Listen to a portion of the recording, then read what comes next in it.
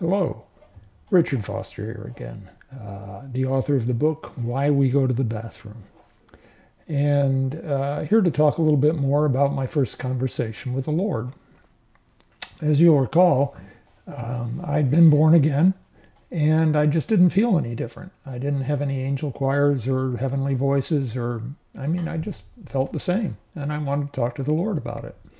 So we lived in a high-rise building in downtown Chicago, and it had a little 2-acre park on it on the 3rd floor. So I went down and walking around this park in the night, and I said, Lord, I don't feel any different since I was born again, and I just seems like I should.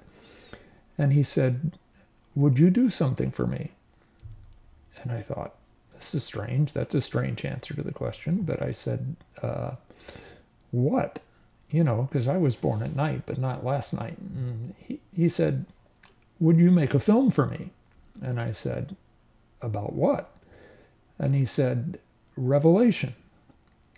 And I said, you mean like the last chapter of the Bible? And he said, yeah.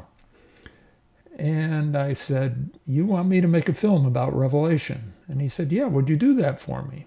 I said, you really want me to do that? And he said, yeah.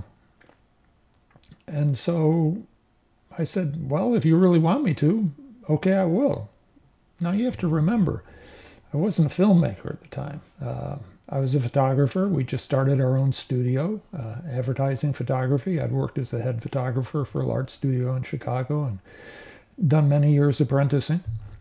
But I wasn't a filmmaker. But a lot had changed. I might not have heard any heavenly choirs or anything, but I just had a conversation with the Lord.